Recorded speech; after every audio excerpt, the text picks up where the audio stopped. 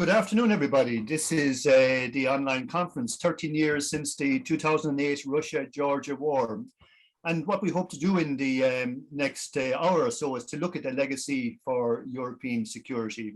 It's a privilege for me to moderate this session, and we've got a very distinguished panel, which I'll introduce individually as we come to each speaker. But first of all, I'm privileged to introduce you now to the Georgian ambassador to Ireland, His Excellency George Zurabashvili. George and I know each other for many years. He was previously the Chargé d'Affaires and has been the ambassador now for the last number of years. Ambassador George, Your Excellency, the webinar is yours. Dear moderator, Admiral Mellett, thank you very much for the introduction. First of all, allow me to express my gratitude to yourself and each panelist for your contribution in today's webinar that is dedicated to 13 years since the last Russian large-scale invasion and the ongoing occupation of Georgia's territories. Also, I would like to thank our attendees, our audience, for your time and interest towards Eastern Europe, the Black Sea region, and particularly towards Georgia. The webinar is designed to present the conflict from the different angles, to walk you through the various intersections, starting from showing the facts by the Georgian Minister of Foreign Affairs, recognized by the international community, focusing on the solution and deoccupation, then all the way down to hear the invaluable voice from the occupation line coming out from the EUMM International Observer, further stretching towards legal aspects of the international law and conventions and their implications presented by a world-class international lawyer, concluding by a remarkable diplomatic journalist discussing on Russia's hybrid warfare through a vast range of propaganda, disinformation, cyber attack, and so on. It is obvious that Russia's imperial ideology combined with the military forces pose a threat to its neighborhood. The quotation that Russia is never so strong nor so weak as it appears is arguably true for all its ability to invade and annex neighbors, to subvert democratic institutions, to undermine unity, to destroy economy, and to tear indigenous soil territories from one another.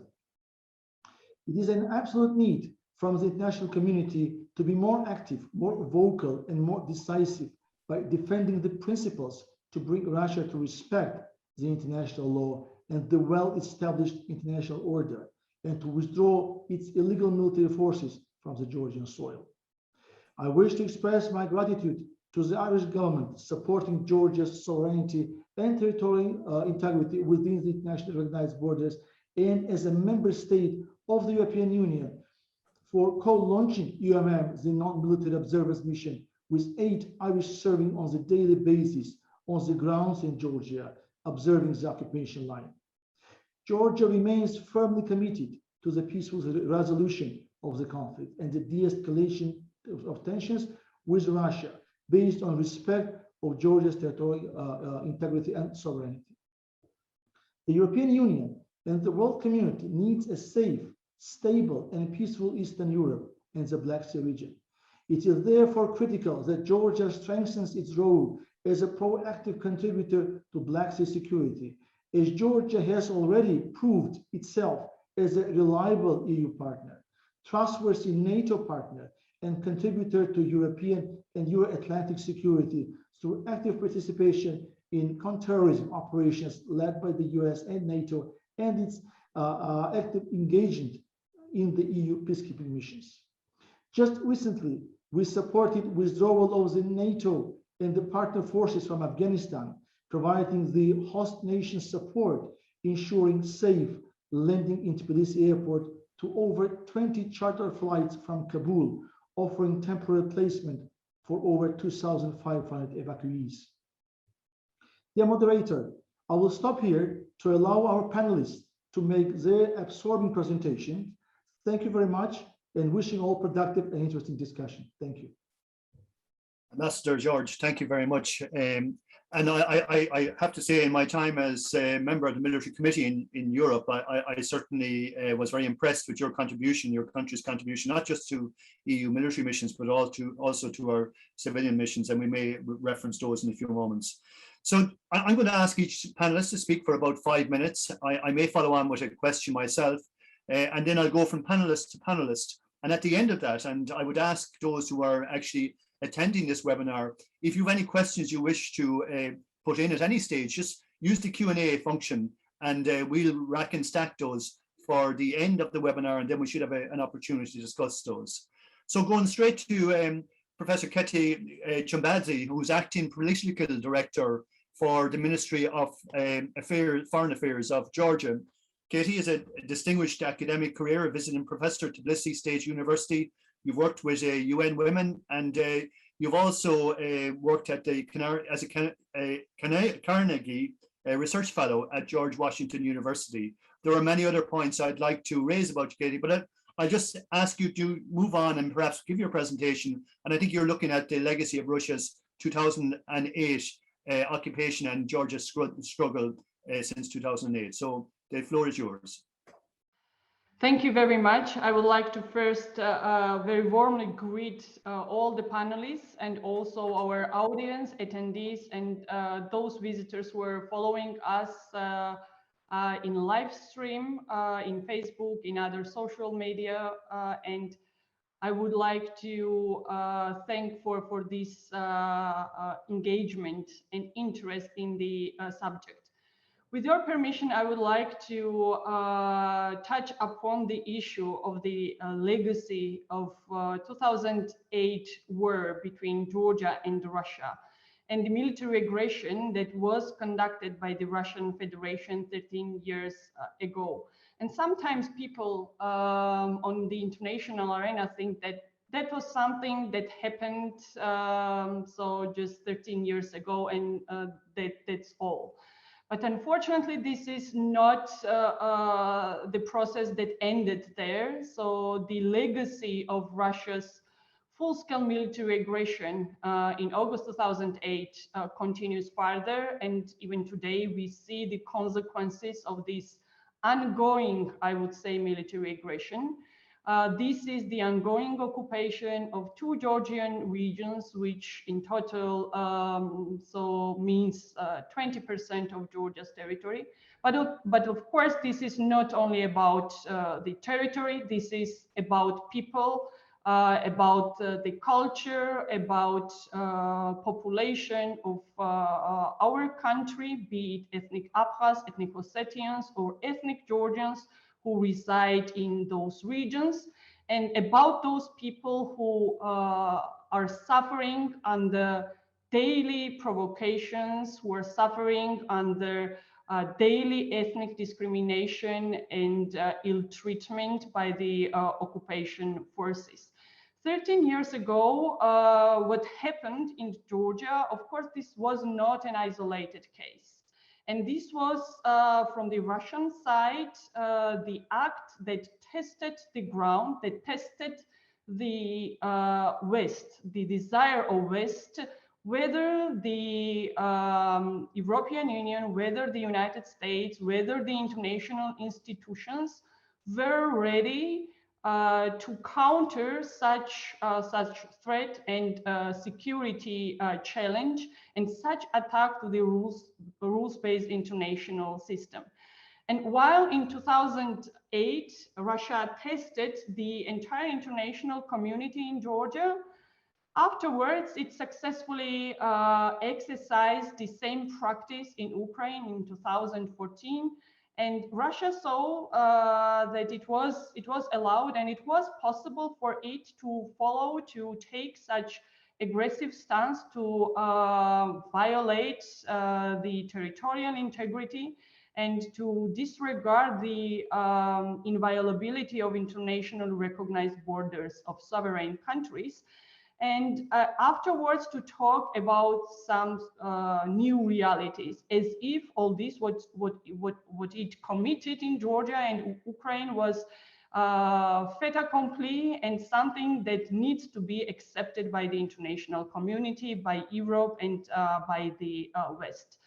And that is why it remains very much critical now to understand the logic of Russia's aim and pattern of Russia's behavior, including the hybrid warfare, what Russia continues now to utilize against Georgia, because this is the most successful instrument now in Russia's hand, because it doesn't need military or armed hostilities right now to be taken against Georgia to achieve its revanchist aims and goals in the wider Black Sea region. And it is very successfully using this hybrid warfare in the wider Black Sea region in order to project power, in order to undermine the values, in order to undermine the rules-based international system, and to demonstrate that Moscow is able to do what it wants in order to achieve the Kremlin's political agenda. And that is why it is of utmost importance, and it is really decisive that the international community and the West duly assess the aims and the tactics and the pattern of the Russian Federation, and adopts the approach and proactive stance in order to counter all these activities. Otherwise, Russia, of course, continues in inertia of the Cold War in order to undermine peace and stability in this region, and to force the entire international community to accept this so-called new reality, where there are no rules, no principles, no international norms accepted. So that is why it is really critical that the international community demonstrates firm stance in this region and engages more in Georgia, in the South Caucasus, and in the entire Eastern Partnership region. And that is why this region needs to be kept very, very high in the political agenda of the European Union, of the Western allies within the NATO, and in the political agenda of all European countries and of the United States. With your permission, I would like to very briefly touch upon Georgia's policy towards peace and security, Georgia's peaceful conflict resolution policy, because it is very strong desire of our government to demonstrate that Georgia is very much interested to become hub for peace, for development in the region. And that is why our government is trying to facilitate ensuring peace and security in Georgia, in the South Caucasus, and in the wider Black Sea region. We are not only consumers in that regard, as Ambassador already mentioned, but also very much trying to contribute in facilitation of peace and security in this region and also beyond. And that is why the government pursues very active peaceful conflict resolution policy, which on the one hand relies on dealing and solving this issue with Russia and countering occupation, and at the same time towards engagement with Abkhaz and Ossetian fellow citizens in the occupied territories. Thank you very much. I would stop here and, of course, would be delighted to answer your questions. That was excellent, and thank you very much, Katie. Just to, I suppose, what real impact can the international institutions make to greater progress in terms of the occupied territories in Georgia? Thank you for this question. Actually, Georgia is really lucky to have quite broad engagement of international institutions, because in the peaceful, in peace talks we have with the Russian Federation, these peace negotiations are moderated and facilitated by all key international organizations, which are the European Union, the United Nations, and the OSCE.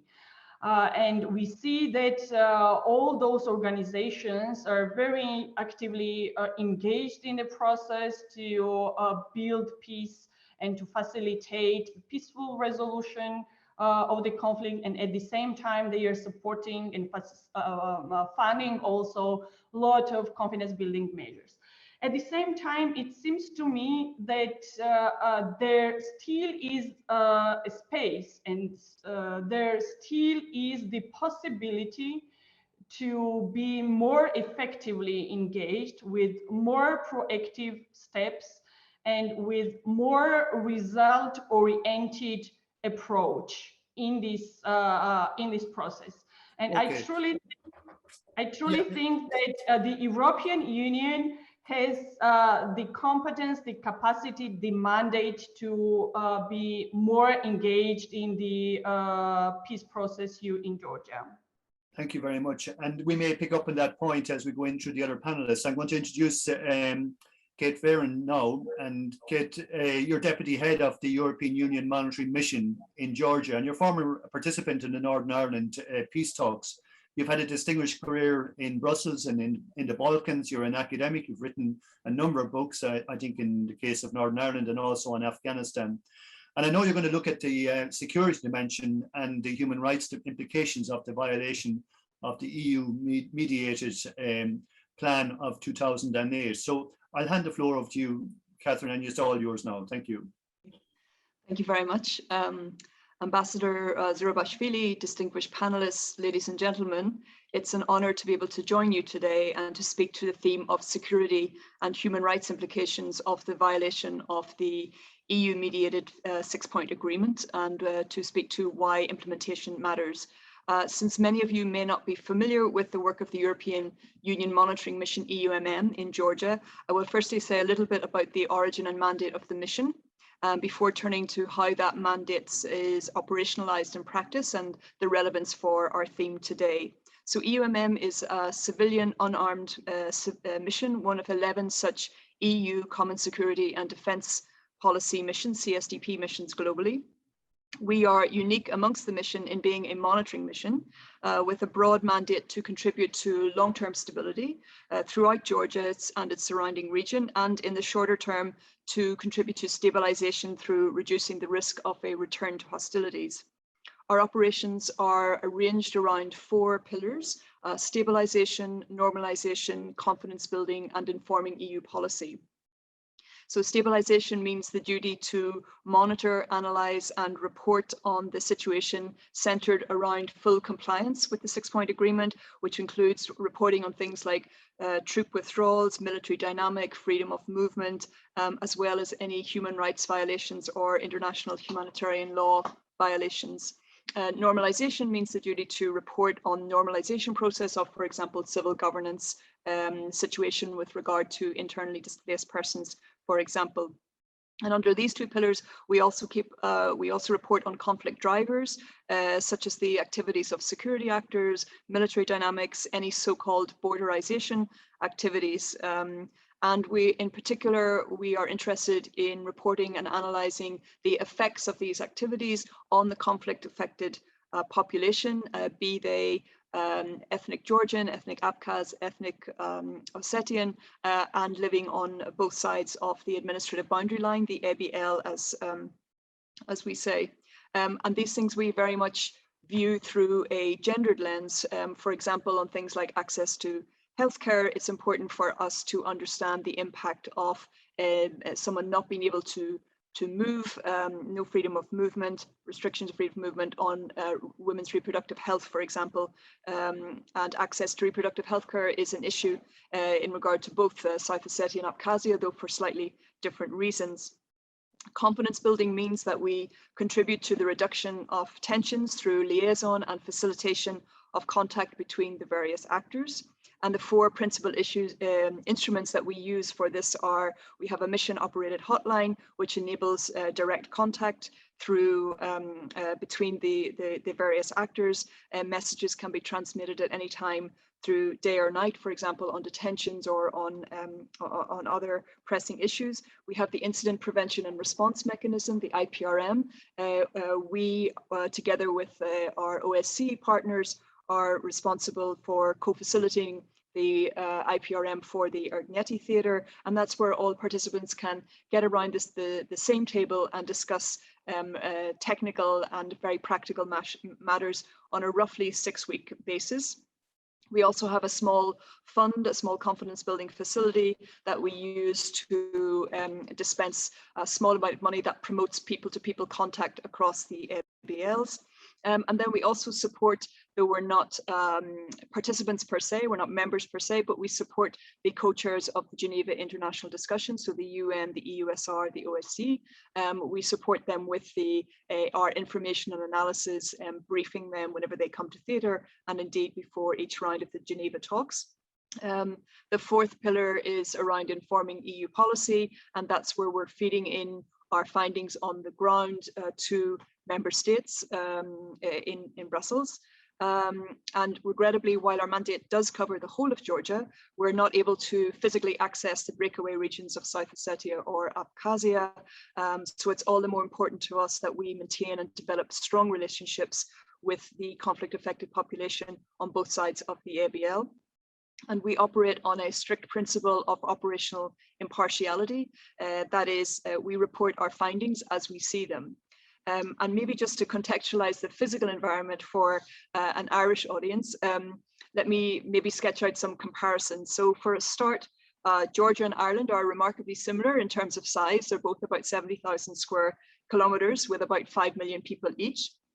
Both have a long experience of, let's say, external governance, and both formally declared independence, let's say, originally in the early 1920s. Georgia, of course, though, has much better weather and much better wine than Ireland, so that's a clear advantage for Georgia there. But when we speak of the breakaway regions, size-wise, though not population-wise, if you think about South Ossetia, it is slightly bigger than County Antrim, and it's got around 30,000 people. Abkhazia is a little bigger than County Cork, or as I know how some people like to say, the People's Republic of Cork, if you're from Cork, but with many fewer people, only about 240,000 people. So if you imagine that Antrim and Cork were inaccessible to the majority of people on the island, that if somebody lived there, you would need a special permit to go, let's say, between Cork and Limerick to buy your groceries, or from Ballymena to Belfast, for example.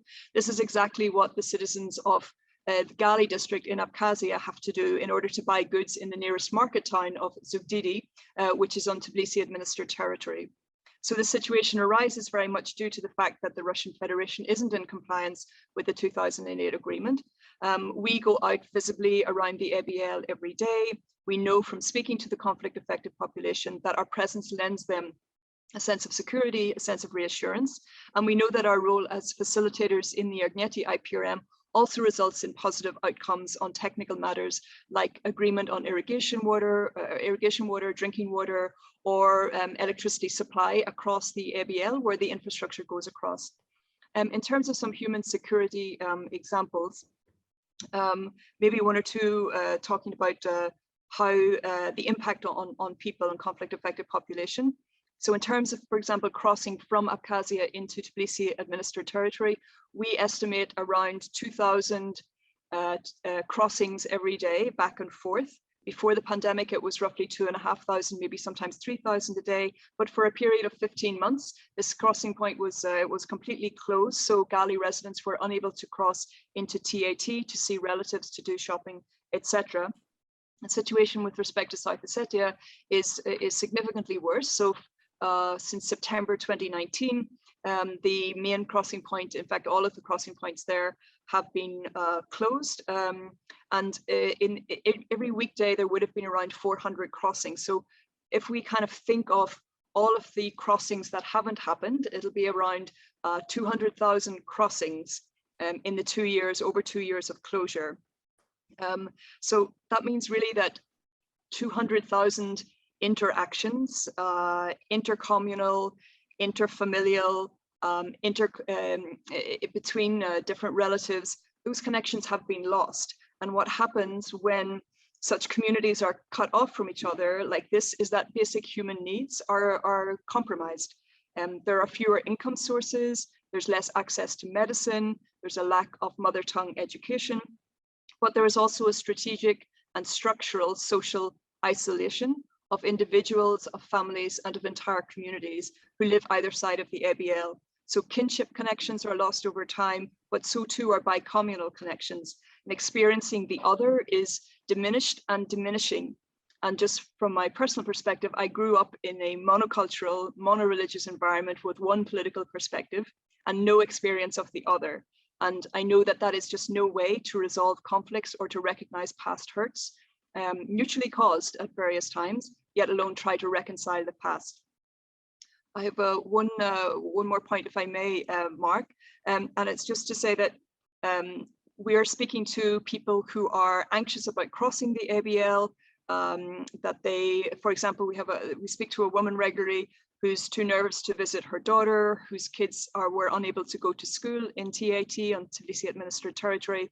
She cannot get her social welfare benefits because of the situation with the crossing points. So non-compliance of the agreement keeps everybody, central government of Georgia, de facto authorities of the breakaway regions, and everybody who lives throughout Georgia from in a kind of political and social limbo, while there's so much more potentially to be gained by full compliance. So EUMM, from its perspective, will continue to monitor, analyze the situation, and we look forward to the day when the political actors will reach a settlement on these very complex matters. Thank you.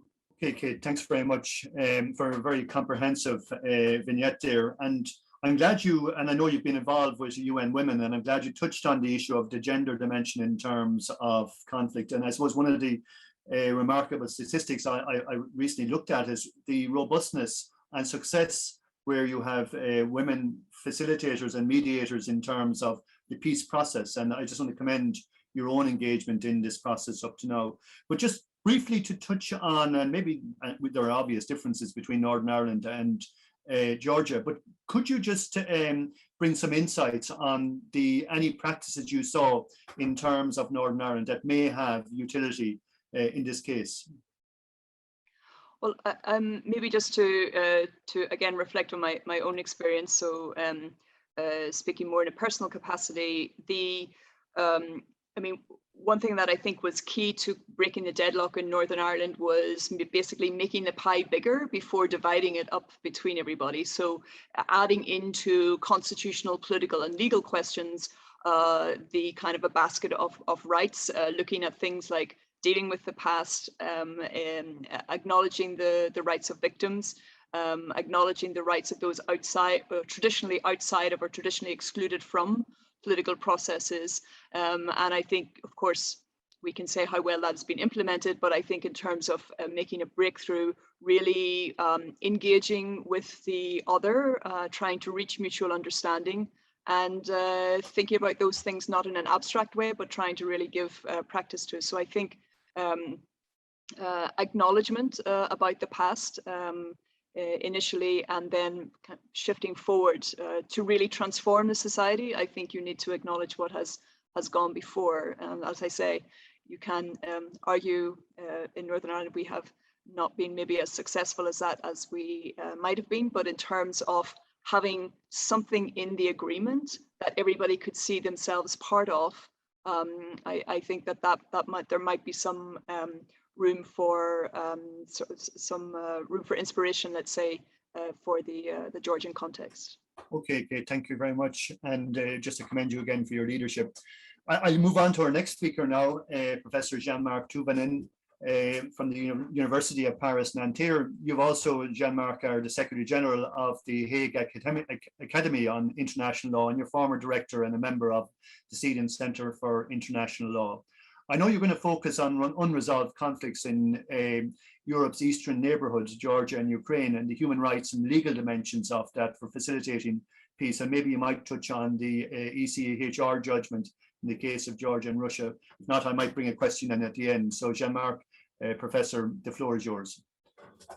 Thank you very much, Mr. Chairman. Yes, indeed, I'm speaking today on my own personal capacity, of course. I just want to disclose that I'm a counsel and advocate for Ukraine in a series of cases between Ukraine and Russia. So this is said. Coming to the subject, what is considered unresolved conflict here concerns Georgia, of course, but also Ukraine and also Armenia and Azerbaijan. And you know that there is some news about this conflict, but also Moldova and its problems with Transnistria. And some say that Kazakhstan could well be the next. One of the common features of all these cases is obviously Russia. There, Russia creates, maintains, or tries to create what has been theorized as a controllable instability, aiming at preparing Russia's takeover upon parts of those territories. One element of this method is very classical now. It's namely the passporization, which is the awarding of Russian passports and citizenship of the Russian Federation to the residents of the targeted territories. And as we know, this is what Russia did in Abkhazia and South Ossetia, as well as more recently in East Ukraine. Mr. Chairman, there is a question in the Q&R from Gano Harity, which is focusing on that. If you allow me 1 minute more, I can answer right away to this question. And thank you to Gano Harity.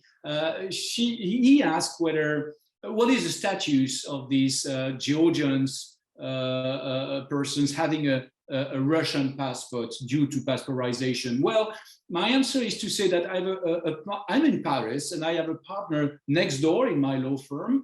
He has also a United States passport. He's a national of the United States, but it doesn't change anything in the fact that he has to respect French laws and French authority when he is in the French soil. He cannot claim, of course, that his office just next door to mine is under the US jurisdiction. That would be ridiculous. So it changes nothing, save that my friend next door has to pay some taxes to the United States. Well, that's his choice. And he can also vote for the presidential election in the United States. So I close this parenthesis, Mr. Chairman. Thank you for allowing me to answer this question right away. So one of the activities of Russia's army is allegedly peacekeeping. We can hear that in all these stories. They just do peacekeeping. But as aptly said by someone, I think it's someone from Georgia, Russia rather endeavors to keep in pieces, which is a little bit different, as you can imagine. In fact, after the armed hostilities carried out by its army, after the hostilities have ceased, Russia usually manages to preclude the sovereign states upon which territory the hostilities occurred to recover control of this territory.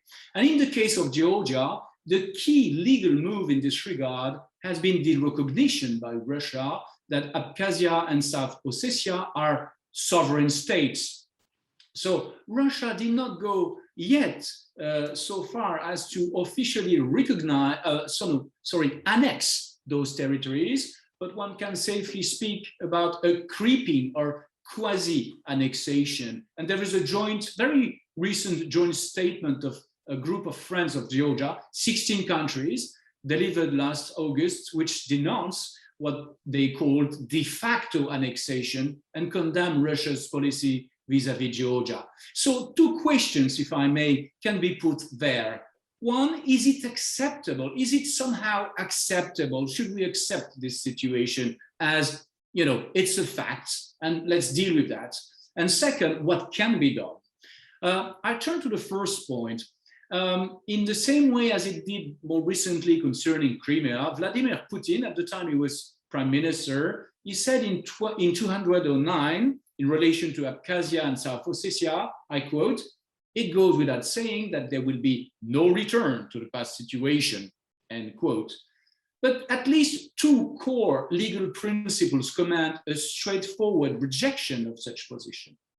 The first one is the core principle upon which the international community as a whole has been built since the end of the Second World War, and that was already strongly emerging before, namely the prohibition of the threat or use of force against the territorial integrity or political independence of any states. And you know, these are the words of Article 2, Paragraph 4 of the UN Charter, namely an article which elaborates on what is called a rule of jus cogens. So the rules of jus cogens are the more important in the international legal orders, those that must those which are inherent to the very existence of the international community. And for this reason, the situation is not acceptable, because it is the outcome of the use of force, and now of the threat of use of force by the Russian Federation, which keeps its army ready to combat Georgia should Georgia try to recover its sovereignty or its jurisdiction over these territories. So that's one point. The second core principle is in respect of international obligations deriving from treaties or commitments. And you recall, and it has been mentioned just a second ago, that on the 12th of August 2008, Russia accepted the Sixth Principle Ceasefire Agreement. It was on the 12th of August 2008, and it was accepted. It was not signed. It was accepted orally, but it has the same force in terms of international commitment. Now, some days after, less than 1 month after, Russia killed this agreement by recognizing the sovereignty of Abkhazia and South Ossetia. And that cannot be a good faith implementation of an international agreement. It doesn't work like that. It's a clear violation of the word of the sovereign states, and that cannot be acceptable. So I think that these are the main reasons why Georgia has so many friends when it stands against Russia's fait accompli. Now, I believe that this is, of course, now it's almost an old story. You know, it is a story dating back from 2008. So, but what is very striking is that the stance in favor of Georgia is more and more strong. Very recently, in August 2021, as I said, a group of UN Security Council members, that's not nothing, adopted it was in August, adopted a joint statement denouncing Russia's clear violation of international law and denouncing its violation of the Sixth Principle Agreement of August 2012. Now, the funny thing is that, of course, Russia says, well, it was not an agreement. We did not sign anything. It's a myth. And so this is a recent statement of Russia, which is always trying to downplay, of course, what is not in its favor. But the world knows that it is a commitment and that it should be respected. I finish, Mr. Chairman. I think I'm a little bit long. I'm sorry for that. I just finished with one word to say what can be done, and then we can perhaps proceed further. But well, what can be done is first refuse, protest, huge pressure, document what goes on the ground, and use courts and tribunal when possible. They can be turning points because of courts and tribunals. And I do think that the recent decision of January 2021 by the European Court of Human Rights is a legal turning point. Excellent, Professor. Thank you very much. And tour de force, just I suppose, going back to the point, are the international institutions doing enough? Can the international law and the institutions even facilitate further action in the context of the, I suppose, breaches of the agreement and the requirement for the institutions of sovereignty and sovereign rights to be fully upheld? Well, nowadays, of course, and I think this is something I will support, only means to using peaceful means of dispute settlement are to be used. So the means of peaceful settlement are mentioned in Article 33 of the UN Charter, and we all know that it's about negotiation, conciliation, mediation, and also judicial dispute settlement. So we have to focus on that. There is a further method nowadays, we all know, it's about sanctions. And so you know that I didn't see a lot of sanctions with respect to the Georgian situation, but with respect to Ukraine, the European Union, the United States, and some others, Australia, Canada, did adopt sanctions in order to try to pressure Russia to respect international law. So this is perhaps a further avenue. It's very complicated, of course, because as we know, the European Union has different interests, and it's difficult to have a unanimous approach of the European Union when it comes to sanctions, but that's a possibility. Now, what I do think is that what is easier to a certain extent is to go to courts and tribunal. And I said that the European Court of Human Rights is delivered a turning point judgment.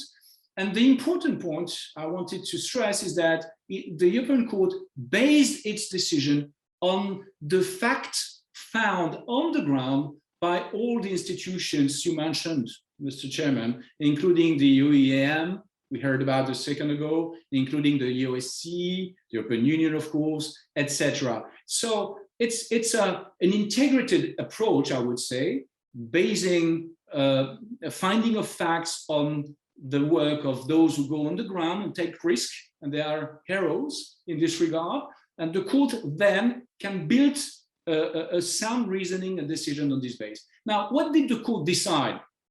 And why is it a turning point? Very shortly, it decided that it's not a decision. It considered that on the basis of facts, as completely discussed by the parties, that Russia exercised effective control on these two provinces. Effective control, and that means that they cannot be sovereign states. So all the legal construction of Russia to try to escape its obligations based on the recognition of these two provinces as states, all this construction is down.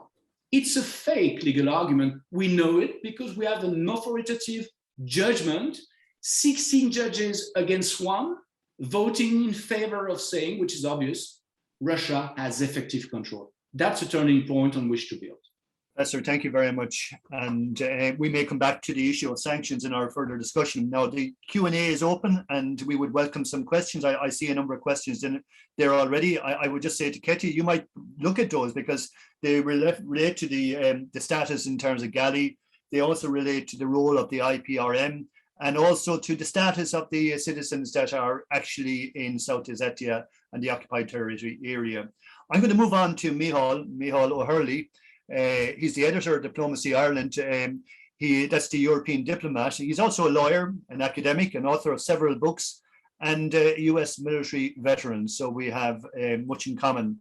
Micheál, just looking at your CV, you're clearly an entrepreneur also. So credit to you. And you're going to look at the disinformation and propaganda machinery, the hybrid warfare being used against Georgia and European security, and examine the whole issue of this threat in terms of its, I suppose, perversity in the context of rule-based international good order. So Micheál, the floor is yours.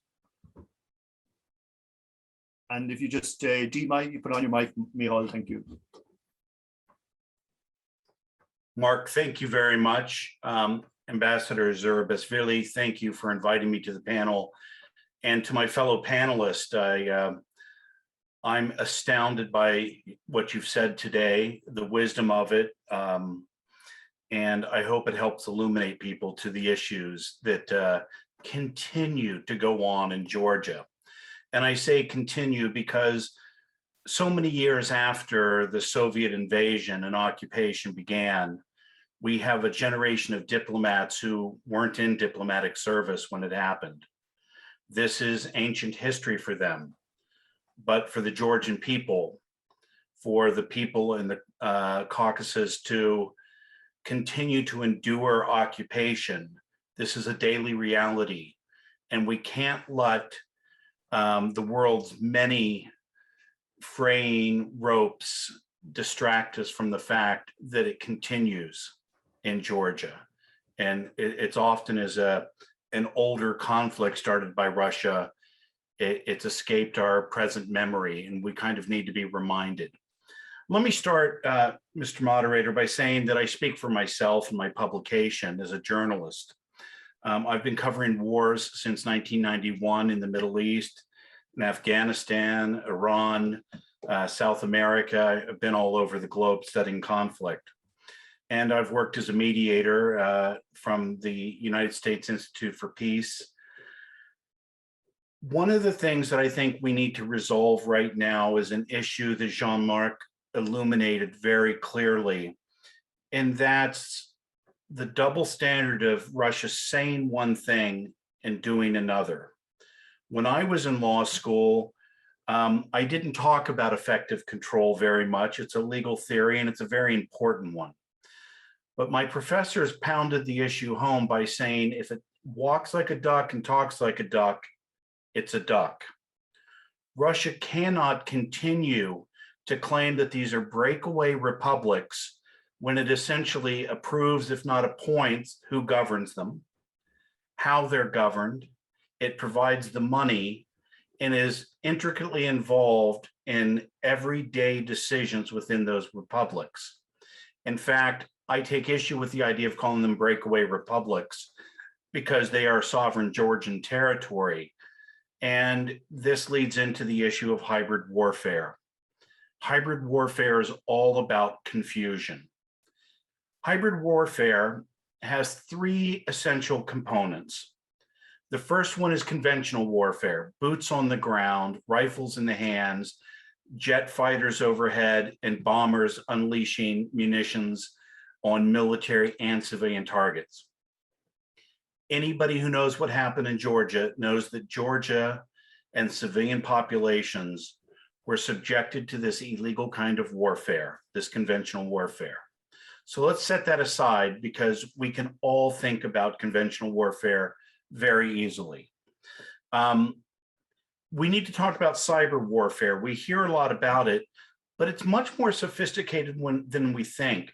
Whether it's running a criminal enterprise out of St. Petersburg, hacking into the SolarWinds software to gain access to computers around the world, or whether it's creating profiles on social media and causing confusion with different messaging that only serves the purpose of confusing the general population.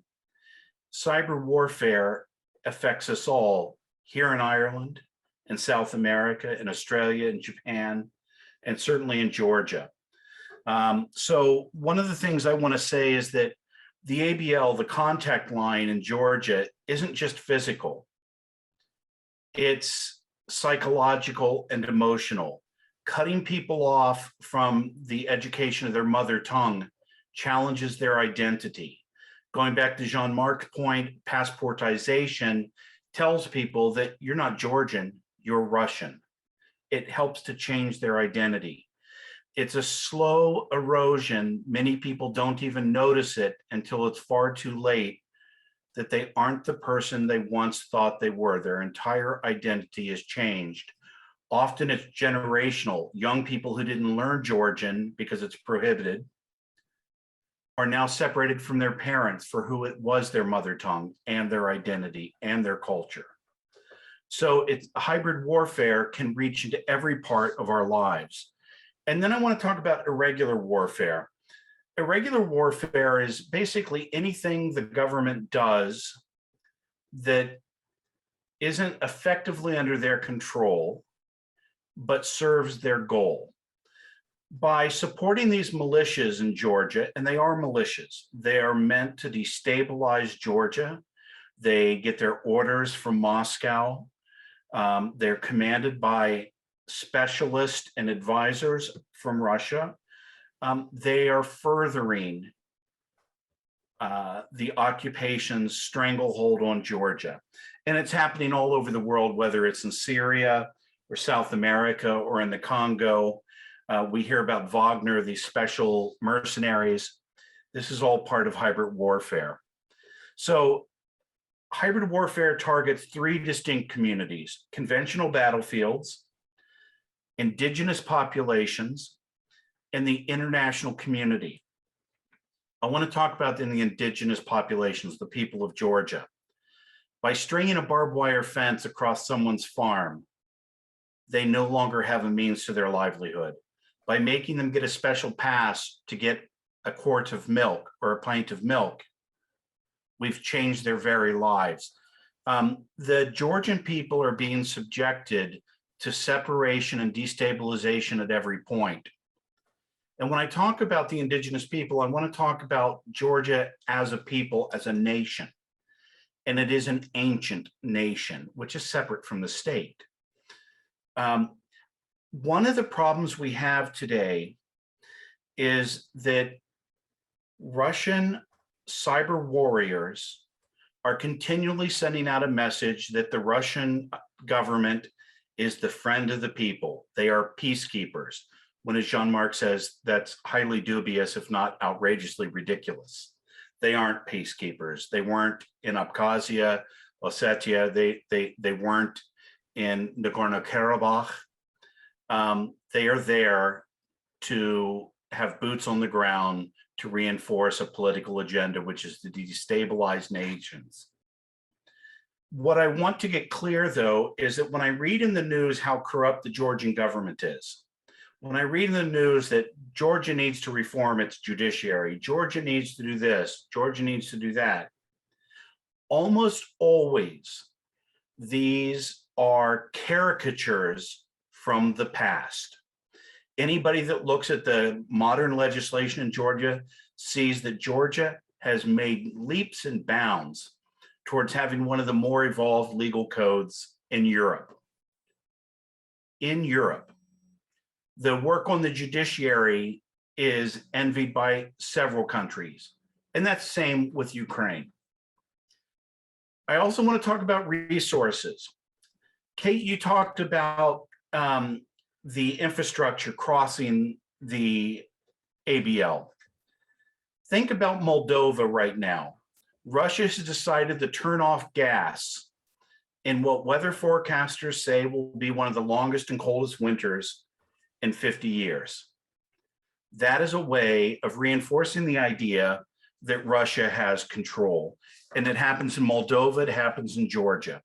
I want to wrap up by a couple ideas here. And the last one I want to leave you with is we need to talk about causality. We often talk about, the degradation of institutions. We talk about the effects on daily life, but we aren't talking about the cancer that is at the root of this. We need to effectively work like a surgeon and like a doctor and go to the heart of stopping Russia's spread of its influence throughout all of Europe and to its neighbors, if not the world. We are too over-focused on the treatment of symptoms and not causality. And as a rules-based world order, I agree with Jean-Marc that we need to use the courts, use them effectively, and we need to hold Russia accountable to its words if it's possible. And my last comment is, there was a young Jewish lawyer, he was an American soldier in World War II. His name was Ben Fearon. Ben was an old friend of mine, a mentor. He pushed the limits of the law to engineer the idea of crimes against humanity. We need to take a look at the law, not as what we've done in the past, but what can be done to use the law to serve its intended purpose, which is to protect people in peace and sovereign states to live without the fear of invasion and interference. Thank you, Mark.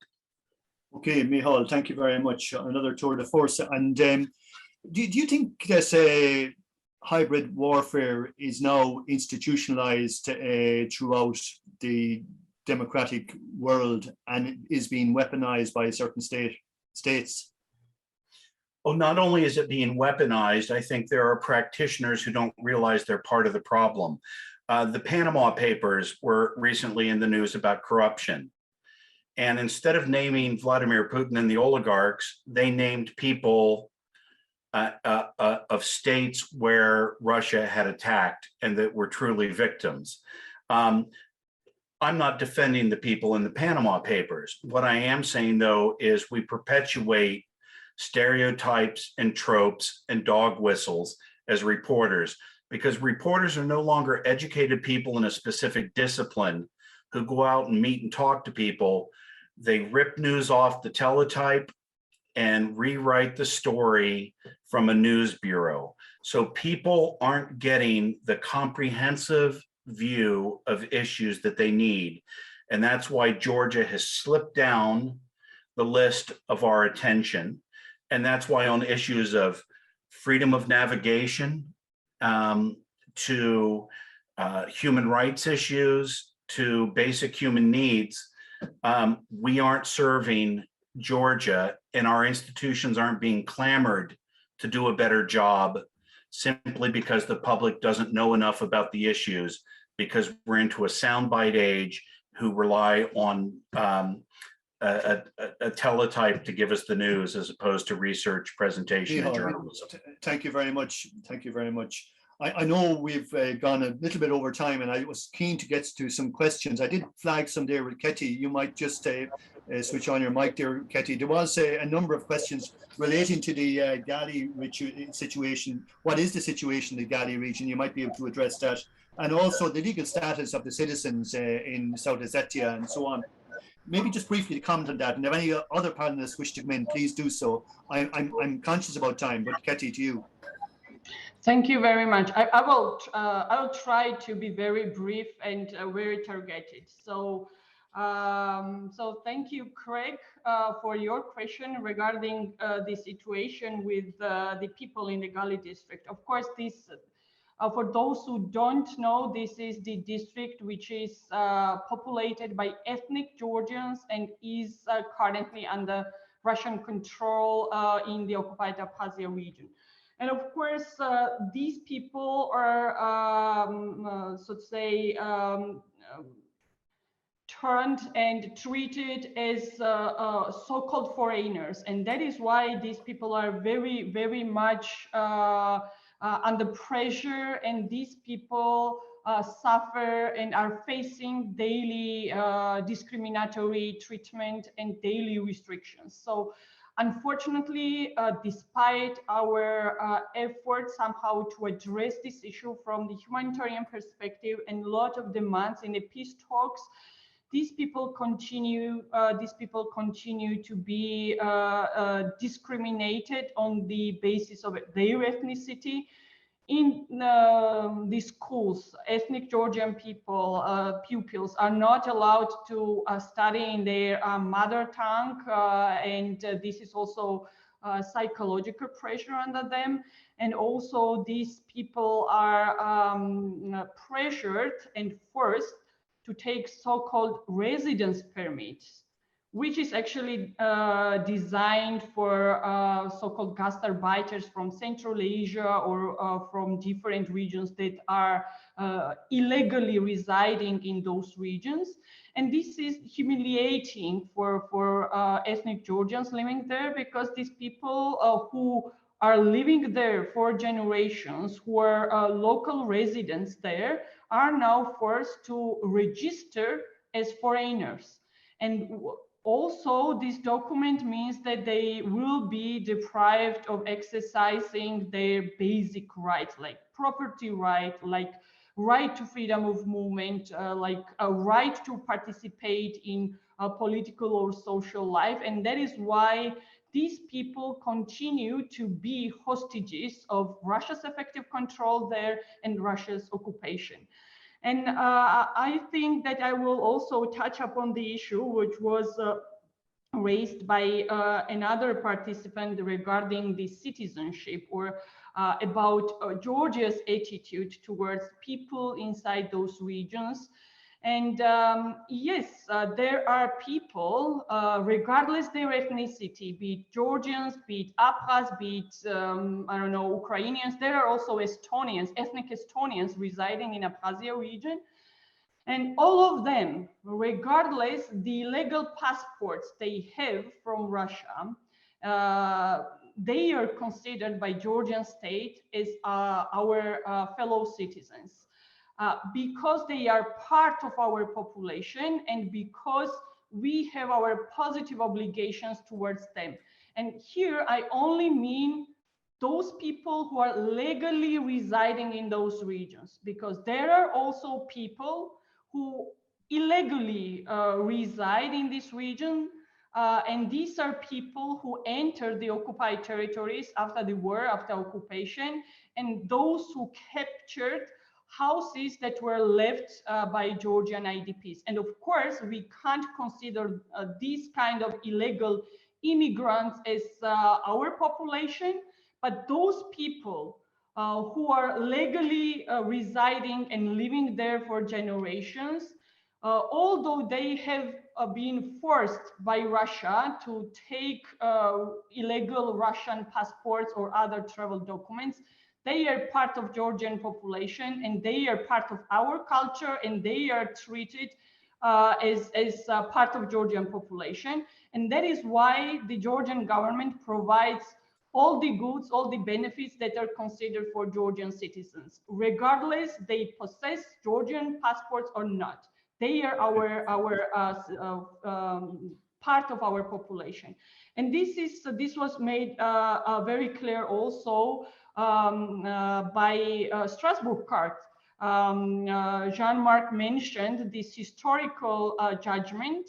And I think that this judgment, this ruling was very clear about Russia's responsibility as occupying power, and at the same time about the positive obligation Georgia has as mother state towards its sovereign lands and towards the people who are living legally in those regions.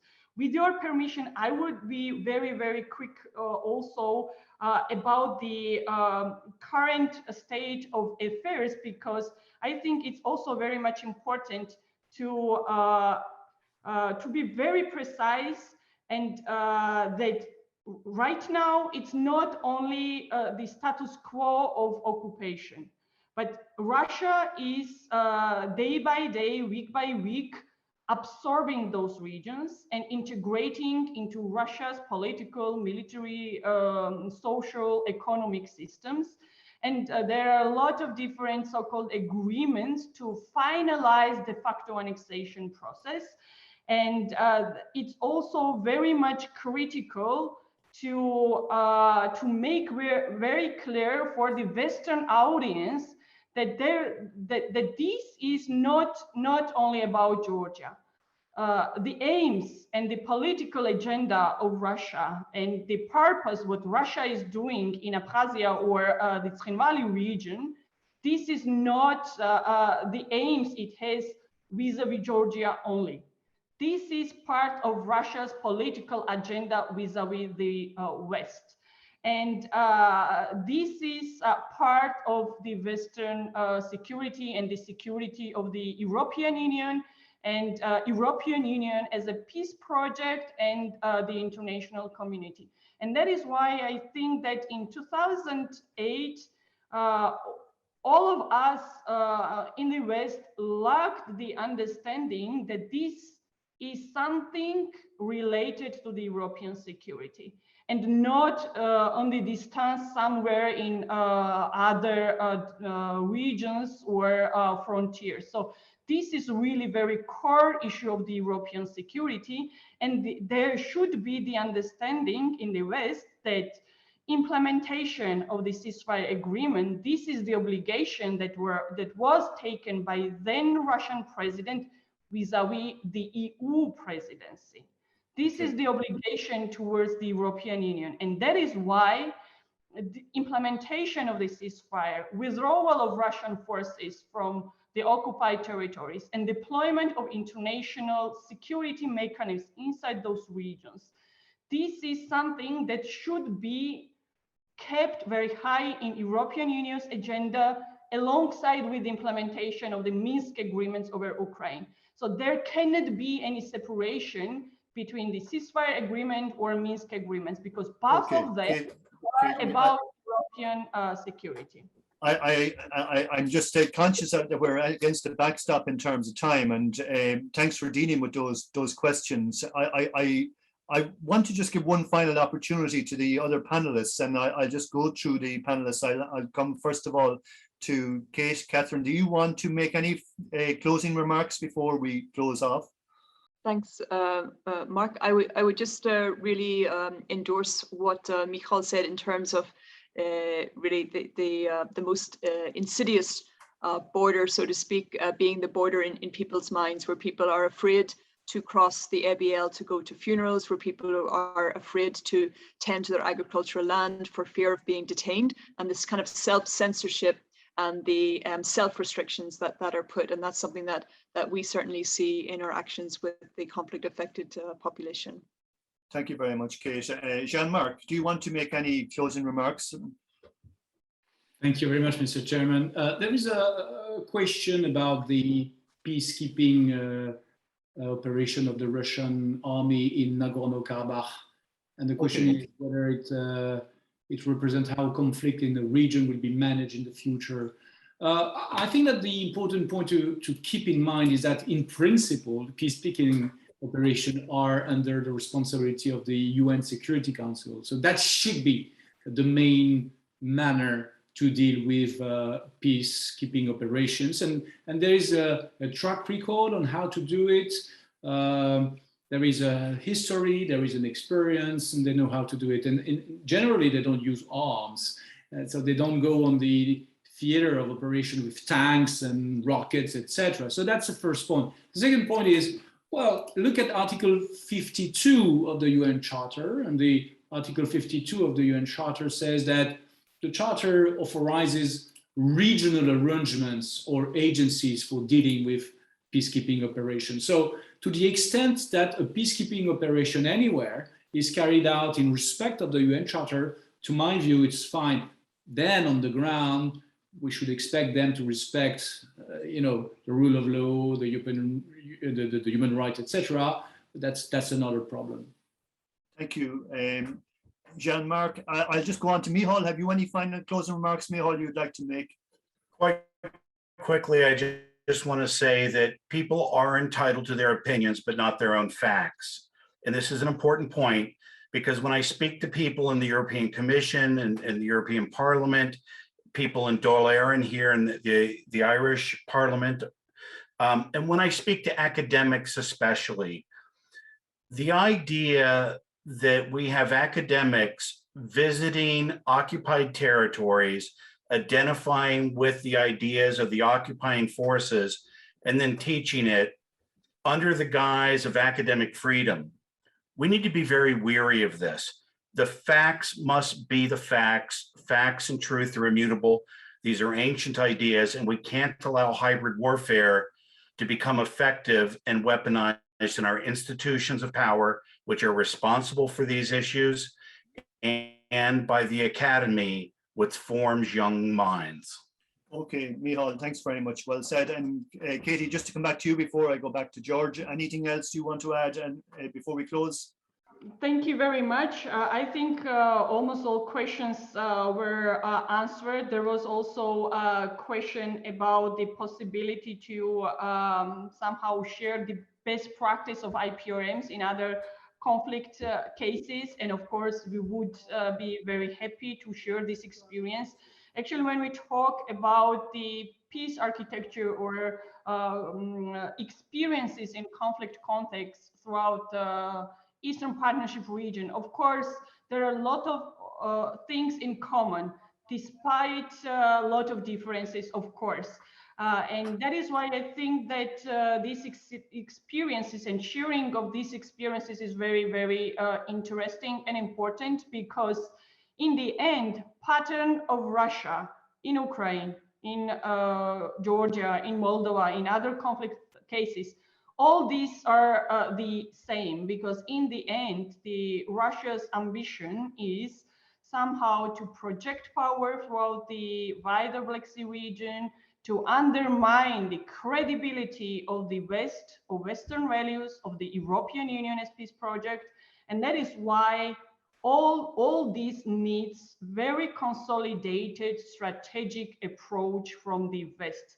And this challenge Russia is posing towards peace and stability in Europe cannot be addressed in isolated manner. And that is why unity throughout the European Union, among the member states, Also, I would say throughout transatlantic family, this is very, very important. And the most critical thing is also to have a strategic look at this region, the strategic vision, how to address challenge coming from Russia. This is what we are missing and lacking right now, unfortunately.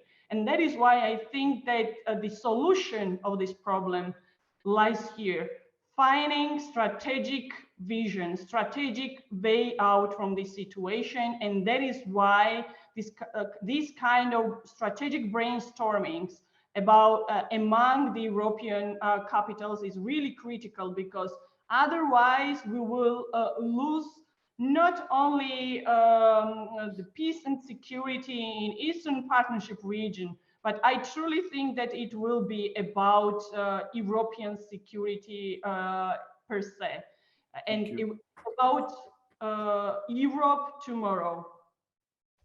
Thank you, Katie. That's just, I'm going to go back to Ambassador George just to close, but I suppose this has been a very enlightening, I think, session, and I would like to thank all the panelists. I would thank those who participated, and I would also like to thank those who asked questions. I have a very simple philosophy, and I go back in history, and I think of 250,000 years ago when Homo sapiens first appeared in the world, and over those 250,000 years we've evolved with norms and principles that have defined the civilized society that underpins our institutions today. And the right to live in a civilized society, the human right of every man, woman and child, is where people are free, where the institutions of state and the global community function, and where the vulnerable are protected. And where people are not free and where the vulnerable are not protected, I suppose the global community and the civilized community have a duty to act. George, I'll hand it back to you to close the session. Thank you.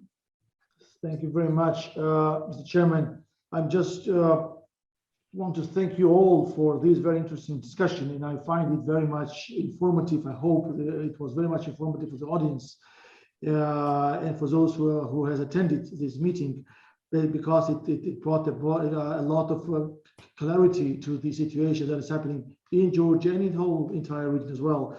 So we tried to bring this the ongoing conflict in Georgia from the different angle, from the different crossroads, and I hope that it was quite successful. And thank you very much. We're open for any additional questions that might have that anybody might have. Our websites and our emails are on. So we would love to respond to any questions and queries that might come up in the future. Thank you very much. Thank you, Ambassador. Okay, just thank you to all our participants, and we're going to close down now to our external participants, if that's possible. Can we just do that now? Thank you.